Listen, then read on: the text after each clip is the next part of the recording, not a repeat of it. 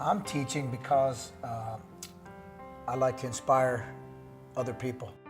You know, these parents have entrusted me with their kids, and they've started the process of the maturation process, and I feel like I take them as young adults and grow them into mature adults when they leave, through the life lessons and through the hardships on and off the mat. My role is in part to inspire students. I know that many of them come to us with curiosities and so forth, really benefit from seeing faculty, like all of us, so deeply interested in the subject matter, and ourselves inspired by the intellect of the subject matter. And I try very deliberately to pass that along to them. It's not very hard because I'm often, frankly, very passionate about what I'm teaching, and I think that's very apparent to them. Coming back to SDSU, where I got my master's, feels like the right fit to be able to inspire and show people that they have all this potential and all of these possibilities. In my program, we give some athletes a chance to come to school that would never get a chance to attend a four-year university. It's kind of neat to take a kid out of the city in New Jersey, bring him to Brookings, South Dakota, get him a great education, and let him wrestle for 5 years.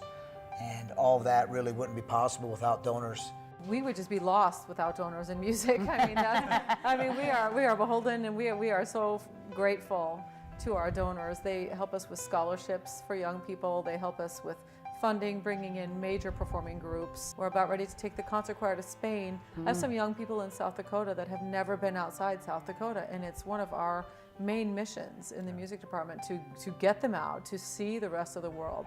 Without donors, that's impossible.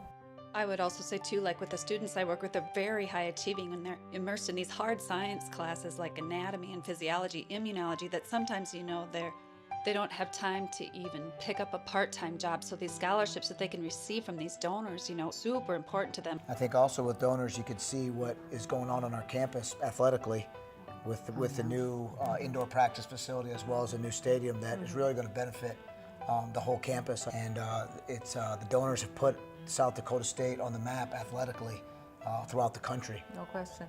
If you build it, That's right. it will come. Yeah. And so it's now being built. The donors provided the funding, and the administration, in their wisdom, saw the need to keep running with that ball, and the faculty embraced it as well, and the students are so excited. It's just going to really do great things for this campus, and as you said, that's completely thanks to the donors who made that possible. Donor support has just really raised our impact, I think, by an order of magnitude. We now have all sorts of opportunities in addition to scholarships, of course, but then conferences and competitions and all sorts of activities all over the world that they're now participating in. You simply cannot provide those kinds of additional activities that, again, really do just add so much more impact to their experience. It's changed our life in the department. You bring up the word passion. I think all of us are very passionate in what we do, and I think that the young adults do feed off of that.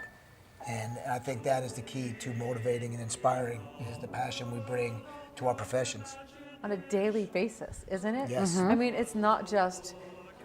It's not just, okay, for this particular class, I need to go in and inspire them to go do something. It's every single class period when you see them. And when I have my 120 voice women's choir, to inspire those young women to go forward and to do something great, and to look them in the eye and say, you are the future.